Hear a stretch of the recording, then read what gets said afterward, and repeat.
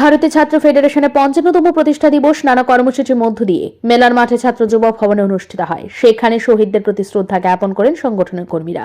ছাত্র যুব ভবনে এসএফআই এর ৫৫তম প্রতিষ্ঠা দিবস উপলক্ষে সংগঠনের পতাকা উত্তোলন এবং শহীদ স্মরণে কর্মসূচি অনুষ্ঠিত হয়।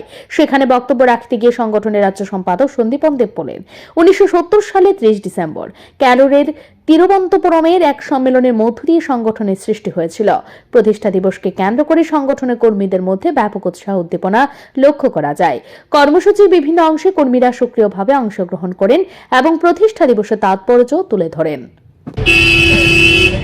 স্বাধীনতা আন্দোলনের সময় ভারতবর্ষকে ব্রিটিশ শৃঙ্খল থেকে মুক্ত করার জন্য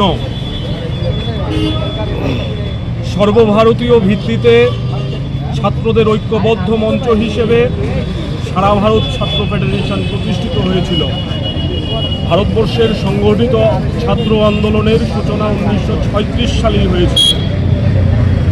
তার পরবর্তীতে ব্রিটিশদের থেকে এই দেশকে মুক্ত করার জন্য ছাত্ররা লড়াইয়ের সম্মুখ সারিতে থেকে ভূমিকা পালন করেছে এবং ভারতবর্ষের রাজনৈতিক স্বাধীনতা ছিনিয়ে এনেছে।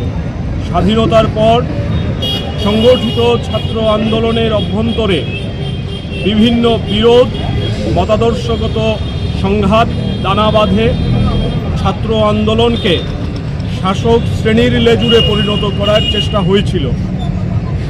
এরকম একটা পরিস্থিতিতে ভারতবর্ষের বুকে প্রগতিশীল ধারার ছাত্র আন্দোলনকে এগিয়ে নিয়ে যাওয়ার জন্য বিভিন্ন রাজ্যে স্বাধীনভাবে ছাত্র সংগঠন কাজ করা শুরু করে এবং সেই ছাত্র সংগঠনগুলি একত্রিতভাবে 1970 সালের 27 থেকে 30 ডিসেম্বর কেরালার তিরুবনন্তপুরমে সর্বভারতীয় সম্মেলনে মিলিত হয় এবং ভারতের ছাত্র ফেডারেশন প্রতিষ্ঠা করে স্বাধীনতা, গণতন্ত্র, সমাজতন্ত্র, সাদা পতাকার বুকে রক্ত তারা এই পতাকা গ্রহণ করা হয় এবং ভারতবর্ষের যে মূল ধারার ছাত্র আন্দোলন, সেই ছাত্র আন্দোলনের মূল নেতৃত্ব হিসেবে ভারতের ছাত্র ফেডারেশন লড়াই সংগ্রামের মধ্য দিয়ে নিজেকে প্রতিষ্ঠা করে।